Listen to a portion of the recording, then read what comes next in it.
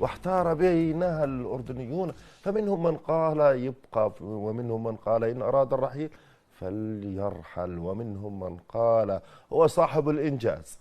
إذا بعد أخبار، عندما أعلن الكابتن الحسين عموتة عبر بعض الفضائيات أو عبر قنوات مغربية بأنه على مقربة من الرحيل من تدريب المنتخب الوطني لكرة القدم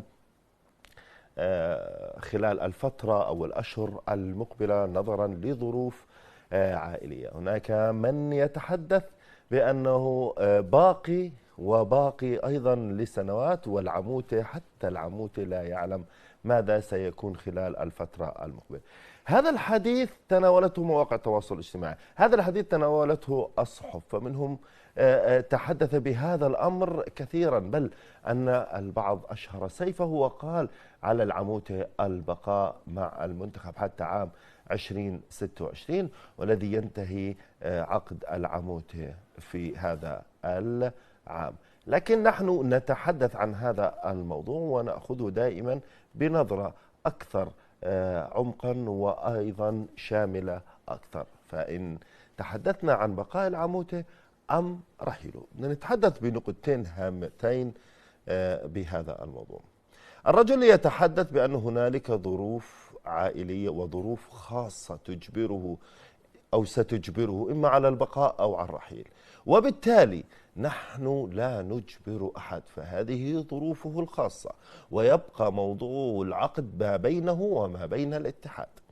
وإن أراد البقاء فله مكانته وله أيضا الاحترام والثناء، لكن علينا أن نتذكر شيئا، بأن العموتة جاء في وقت كنا بحاجة لرجل كالعموتة، بأن العموتة المدرب والمدير الفني الذي حقق إنجاز لم يحققه أي مدرب استلم زمام المنتخب الوطني، بأن العموتة أفرحنا في كأس آسيا، بأن العموتة هو من قاد المنتخب نحو نهائي كأس آسيا، ونحن كنا طموحين لأدوار ما قبل النهائي، فكيف وأنت في المشهد الختامي؟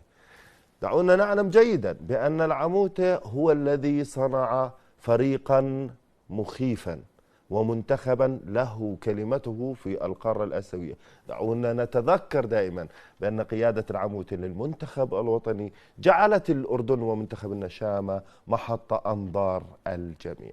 إذن العموتة إن بقي فله مكانه وله كل الاحترام، وإن غادر فهذا شأنه الخاص. نحن لا نتحدث أو لا يمكن أن نتدخل بالشؤون الخاصة. يمكن للحديث أكثر وأكثر، يمكن نأخذ آراء دائما الخبير والصحفي المعروف معنا على هاتف البرنامج الزميل أمجد المجالي. أبو عون، الله يسعد مساك. الله يسعد مساك دكتور ليث، ويسعد مسا الضيف الكريم والمشاهدين. أبو عون، الحديث كثر بعد تصريحات العموتي باقي مش باقي. الست سمر نصار كانت ضيفة في المجلة الرياضية وتحدث بأنه العموتي عقده لعام 2026. اليوم العموتي يتحدث أنه عنده ظروف خاصة. لا، وتناول آخرون بيقول لك أنه إجاء عروض يعني يدرب منتخب سين أو منتخب صاد. طب يعني ما بعرف وجهة نظرك في هذا الموضوع.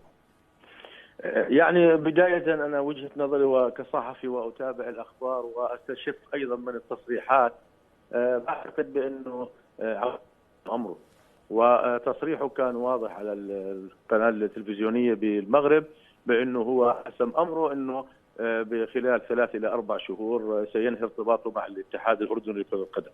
فهو كان واضح، وكان قبل هناك في تلميحات يعني بعقب فوزنا التاريخي على المنتخب الكوري بنصف نهائي كأس آسيا، هو خرج بتصريحات بأنه سيتحدث عن مستقبله مع الاتحاد بعد نهائي كأس آسيا. وأعتقد أنه هذا التصريح ما كان في محله بذاك الوقت لمدرب محترف، مدرب يملك خبرات كبيرة، ومدرب حقيقة حقق نقلة متميزة مع المنتخب الوطني. صحيح. لكن يعاب عليه بأنه هذا التصريح والتلميح لم يكن بوقته، لأنه لفت الأنظار إلى حد ما عن مباراة النهائي، وكان في هناك حديث صار هناك عدم تركيز في هذا الموضوع.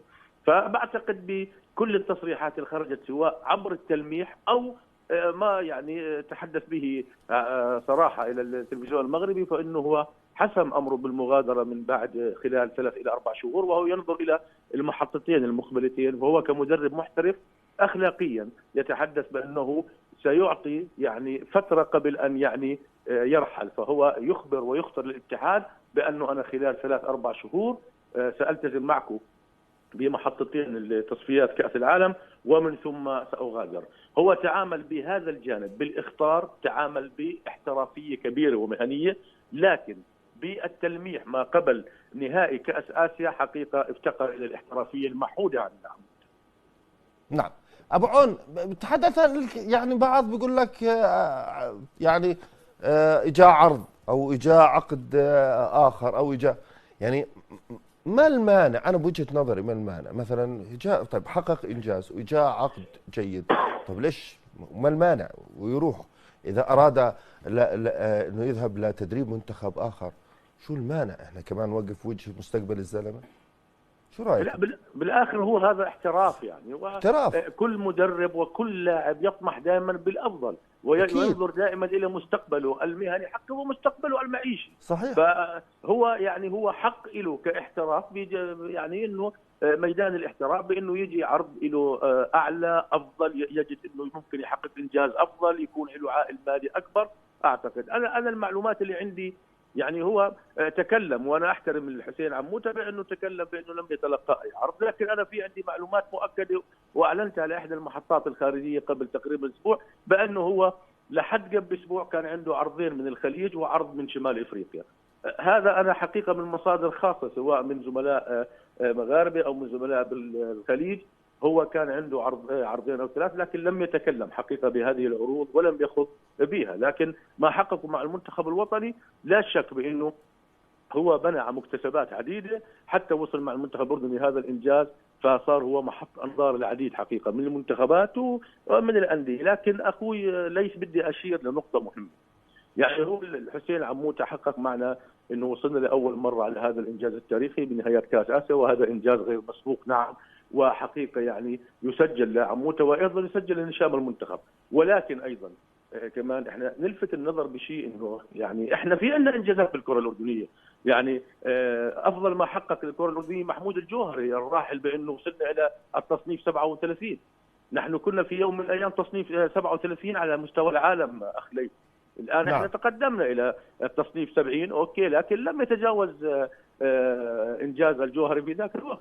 نحن وصلنا الى الملحق المؤهل النهائي للمونديال كأس العالم. المرحوم الجوهري عندما وصل بنا 37 كم سنه قاد المنتخب؟ ما بحكي لك تراكم 4 سنين. انا بحكي على الانجازات بالرقم، انا بحكي بالرقم. العمود 6 اشهر. نعم وصلنا نهائي. أنا أحكي بالرقم، بالرقم كإنجاز. عندما أصنف كإنجاز أنا أقول إنه نحن الآن حققنا مع عموته إنجاز كبير ببلوغ نهائي كأس آسيا ووصفة كأس آسيا لأول مرة بالتاريخ، هذا إنجاز غير مسبوق. هنا أسجل الحسين عموته وأيضا للاعبين أسجل هذا الإنجاز، وللاتحاد حقيقة أسجل هذا الإنجاز، لأنه هي منظومة متكاملة ليس لفرد واحد. صحيح. وكرة القدم بعد مارادونا أو ميسي لا تقوم على فرد، لا تقوم على فرد أبدا، هي منظومة كاملة، هي صحيح. منظومة متكاملة. صحيح. منظومة كان الجهاز الفني والجهاز الإداري والطبي وعلى رأسه الحسين عموته، وأيضا كان في لاعبين على قدر المسؤولية، لاعبين كانوا أخرجوا أفضل ما عندهم. كان عندنا افضل خط هجوم في كاس اسيا اللي عندنا الثلاثي المبهر كان. صحيح. وعندنا ايضا كل اللاعبين في كل المراكز، عندنا عبد الله نصيب، عندنا يزن العرب، عندنا كل هالنجوم هاي ايضا قدموا افضل ما عندهم، مع ايضا اهتمام الاتحاد، اهتمام القياده، اهتمام سيدنا، اهتمام ودعم ولي العهد والاتحاد. اعتقد بانه تحققت هاي المنظومه متكامله. فهذا دائما الانجاز دائما لا ينسب الى فرد هو للمجموعه للمنظومه. صحيح.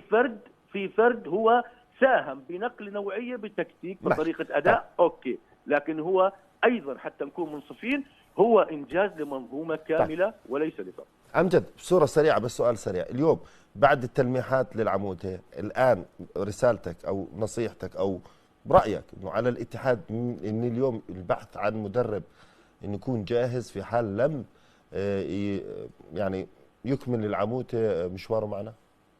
سيدي، دائما النجاح او مواصله النجاح يحتاج الى الرغبه والحماس. فاذا كانت الرغبه موجوده والحماس متوفر فبعتقد يتحقق النجاح. اذا كان عموته حسم امره وليس لديه رغبه او حماس ان يكمل مع المنتخب خلال المرحله المقبله، فاعتقد ان الاتحاد ان يبحث من الان بخططه، وهناك فتره كافيه على مدرب يستطيع ايضا ان يكمل الاستراتيجيه التي وضعها الاتحاد. هاي الفتره كافيه، لانه اهم شيء زي ما بحكي لك اخوي ليث هو بالرياضه والنجاح الرغبه والحماس.